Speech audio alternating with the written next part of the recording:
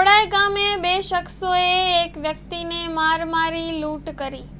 Story report by કિરણ ગોરી, ભુજ। જાસીન ઇકબાલ, કોડાઈ ગામે હાલે માંડવી।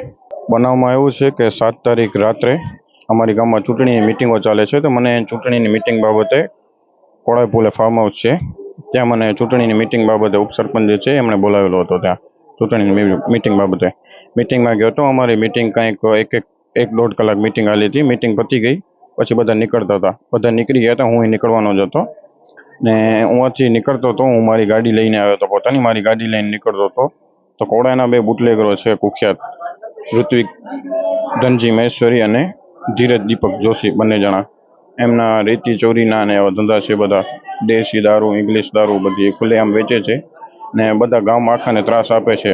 કોડાઈને પોતાના બાપની જાગીર સમજે છે એ બંને લોકો, જેવી મજા આવે એવી રીતે બધા સાથે મારામારી કરે છે।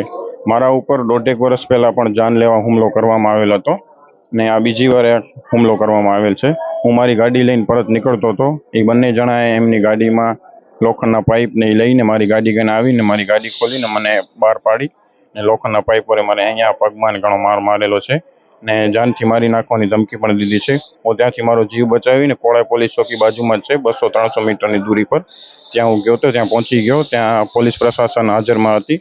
એમણે પછી આગળની કાર્યવાહી કરી ને જ્યારે હું ત્યાંથી ભાગી ગયો તો મારો મોબાઈલ, ગાડી ને બધું અહીંયા જ પડ્યું હતું ને મારી ગાડીમાં મારી એક સોનાની ચેન પણ પડેલી હતી જેની કિંમત 4 લાખ રૂપિયા છે, 4 તોલાની છે, બરોબર ને ત્યાંથી બધું ચેન ને મોબાઈલ ને લૂંટી લીધું। પહેલાં મને માર મારેલો ને પછી મારી બધી વસ્તુ લૂંટેલી છે ને પોલીસ પ્રશાસન પાસે મેં કેસ બેસ કરાવ્યો છે, બધી આગળની કાર્યવાહી કરી છે। એમાં મારો મોબાઈલ એક રિકવર થયો છે, મારી ચેન હજી રિકવર નથી થઈ ને પોલીસ પ્રશાસન પાસે મારી એવી માંગણી છે કે મારી આ જે ચેન છે એ પરતથી પરત રિકવર કરવામાં આવે જલ્દી ને આવા લુખ્ખા તત્વો છે એના વિરુદ્ધ એસપી શ્રી પાસે મારી માંગણી છે કે ધોરણસરની કાર્યવાહી કરવામાં આવે। આવી ચૂંટણીના માહોલમાં પણ આ 300 મીટરની દૂરી પર મને પોલીસ ચોકીમાં આવી રીતે માર મારવામાં આવેલો છે ને મારા પર આ જાનલેવા હુમલો કરવામાં આવેલ છે। આગળ પર આ હુમલો કરે એની જવાબદારી કોણ લેશે? મારી જાનથી મારી નાખે એવી ને આ માથાભારે માણસો છે બધા, બંને જણા।